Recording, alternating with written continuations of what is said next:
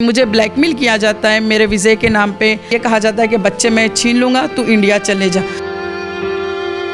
मारता है, ऐसे मारता है कि मुझे ना होश नहीं होता 3-3 4-4 घंटे। मैं हुकूमत से ये अपील करती हूँ कि मुझे पाकिस्तान की नेशनलिटी दिया जाए ताकि मैं ब्लैकमेल ना हूँ वीज़े के नाम पे, अदर कंट्री के नाम पे मैं ब्लैकमेल ना हूँ, मेरे बच्चे मुझसे छीने ना जाए। इससे मेरे साथ एक इंडियन खातून मौजूद है, दुबई में जॉब कर रही होती है। वहाँ पर एक पाकिस्तानी मर्द के साथ मोहब्बत हो जाती है और सब कुछ छोड़कर 2 बच्चे पैदा होते हैं, पाकिस्तान आ जाती हैं सिर्फ इस वजह से कि इनको धमकी दी जाती है कि अगर दुबई छोड़कर पाकिस्तान नहीं आई तो बच्चे भी ले लूँगा और तलाक भी दे दूँगा। उस डर से अपना मुल्क छोड़ा, दुबई छोड़ा जहाँ पर नौकरी कर रही थी, अपना करियर जो है उसको तबाह किया और आज एट द एंड पाकिस्तान में मौजूद है जहाँ पर इनकी कोई पहचान ही नहीं है, जहाँ पर ये सिर्फ उसकी बेस पे पाकिस्तान रह रही है और इनको धमकी दी जाती है कि जब चाहे तुम्हें पुलिस के हवाले कर दिया जाएगा, तुम पाकिस्तान में इलीगल रह रही हो। अब क्या मामला है, इनसे पूछते हैं। कितनी देर हो गई आपको पाकिस्तान में? मेरे को 2018 में मैं पाकिस्तान आई तो 5-6 साल के करीब हो गया पाकिस्तान में। मेरी शादी को 10 साल हो गए। दुबई में शादी हुई थी? क्या करते थे दुबई में? मैं अबू धाबी में रहती थी, मैं लेडीज़ सैलून में मेहंदी डिज़ाइनिंग का काम करती थी। मैं वहाँ पर कोर्ट मैरिज की। मेरे शोहर का नाम मिर्ज़ा यूसुफ इलाही है। आप इंडिया से हैं तो आपके घर वाले इस शादी से खुश थे कि एक पाकिस्तानी आदमी के साथ आप शादी कर रही हैं? नहीं, पाकिस्तानी आदमी से शादी कर रही हूँ इस मामले में खुश नहीं थे, लेकिन चूँकि मैं इंडिपेंडेंट थी तो मैं किसी की राय को ना वो नहीं की, अपनी मर्ज़ी की। मैंने किसी को अहमियत नहीं दी आपने इस मर्द के आगे। हाँ, ऐसे ही है ना, इस आदमी के आगे। तो इससे शादी की, उस टाइम सब ठीक था? हाँ, ये बड़ा अच्छा पेश होता था मेरे सामने, बड़ा मेरा केयर करता था, बातचीत में, ख्याल करने में। मतलब शादी करके भी तकरीबन 2 साल तक तो ये मेरे साथ बहुत अच्छा ही था। 2 साल के बाद फिर मार कुटाई, झगड़े, लड़ाई, ये सब कुछ वहीं पे शुरू हो गया था? वहाँ पर थोड़ा थोड़ा था, जैसे नॉर्मल हस्बैंड वाइफ में होता ना वैसा था।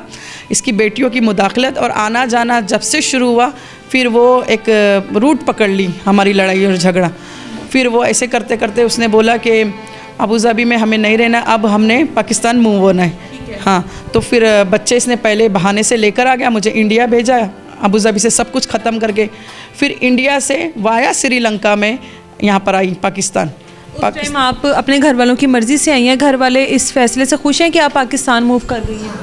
नहीं, मेरे घर वाले खुश नहीं है, लेकिन बच्चे जब बताती हूँ, मेरे बच्चे अगर मैं यहाँ नहीं रही तो मेरे बच्चे रुल जाएंगे, तो फिर वो भी बर्दाश्त कर लेते, चुप हो जाते। लेकिन अब मेरी तकलीफ़ और परेशानी था कि वो बहुत परेशान भी है। अभी यहाँ पर पाकिस्तान आ गए, तकरीबन 4 साल तो हो गए हैं आपको पाकिस्तान में। किस तरह से रह रही हो? कोई वीज़ा वगैरह है आपके पास? यहाँ पर किस प्रोसेस के साथ रह रही हो? मेरा शोहर मुझे कुछ नहीं बताता है कि मेरा वीज़ा लगाता है नहीं लगाता है। मेरे पास ना मेरा कोई अपना आइडेंटिटी, ना मेरे बच्चों का कोई पासपोर्ट, ना उनकी कोई शनाख्ती कार्ड की कॉपी। अगर मैं रखती भी हूँ छुपा के तो वो कबाट खोल के रख ले लेता है। कोई शय मेरे पास रहने नहीं देता। मेरा स्टेटस कुछ नहीं बताता है, मेरा वीज़ा लगा हुआ है नहीं लगा हुआ है। बार बार ये भी धमकी देता है वापस भेज देने की आपको, या आपको ये भी कहता है कि हवाले कर दूंगा पुलिस? जी, मुझे ब्लैकमेल किया जाता है मेरे वीज़े के नाम पे। अदर कंट्री की हूँ इसलिए ब्लैकमेल किया जाता है और ये कहा जाता है कि बच्चे मैं छीन लूँगा, तू इंडिया चले जा। 3 बार इसने कोशिश भी की, बच्चों को छीना भी और मुझे भेजा भी, लेकिन मैं अपनी हिम्मत से और अल्लाह के फजल व करम से मैं वापस आई अपने बच्चों के पास। लेकिन इसने जो 4थी दफ़ा जो जलील हरकत की, गैर महरम मर्दों को बुला के इसने जो मेरे साथ उटपटांग हरकतें की, कोशिश की मुझे इंडिया भेजने की, लेकिन उसमें भी ये नाकाम रह गया। मैं वापस अपने बच्चों के पास आ गई। तो मैं यही चाह रही हूँ। अभी भी आपके साथ जो मारपीट का सिलसिला है वो जारी है? जी, मारता है, ऐसे मारता है कि मुझे ना होश नहीं होता 3-3 4-4 घंटे। और ये मेरे तरफ देखता भी नहीं है कि ये बेहोश पड़ी है, ठीक है। और फिर है ना तशद्दुद करना, जहनी टॉर्चर करना, घर में बंद रखा है, किसी से बात नहीं करने देता, बाहर निकलने नहीं देता, साथ में मुलाजिमों को भी मिला के रखा है, ठीक है। तो मैं ये टॉर्चर से ये परेशान होकर फिर मैं शेखुपुरा फैक्ट्री एरिया में जाके इसके नाम का FIR दर्ज कराई हूँ, केस की हूँ।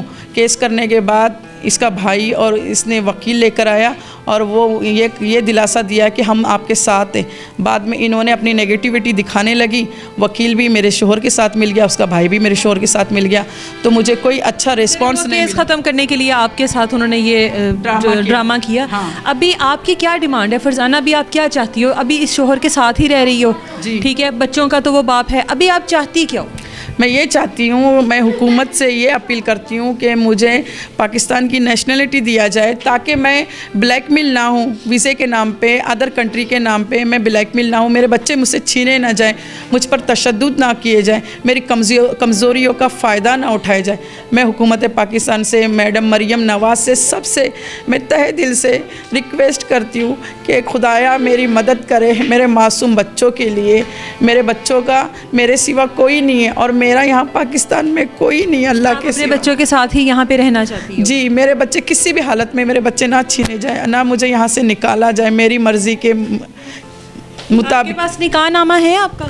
जी मेरे पास, तो आपकी शादी वहाँ पर हुई है वो तो है ना आपके जी है ना, मेरे पास बुक है वहाँ की, जो अबू धाबी कोर्ट में मेरी शादी हुई, मेरे पास बुक है, लेकिन उसकी मेरे पास कॉपियाँ हैं। ओरिजिनल जो है वो मेरा शोहर शुरुआत से दोनों भी बुक्स अपने पास ही रखा है। बिल्कुल जी, औरत है ना तो ये देखा जाएगा कि पाकिस्तानी है, इंडियन है, जो भी है, बच्चों की माँ है और अपने बच्चों के साथ पाकिस्तान में रहना चाहती है। और इतनी सी डिमांड है कि मुझे पाकिस्तान में रहने के लिए लीगली परमिशन दी जाए, मुझे पाकिस्तान की आइडेंटिटी दी जाए, ताकि मैं पुरसकून तरीके से अपने दोनों बच्चों के साथ पाकिस्तान में रह सकूँ।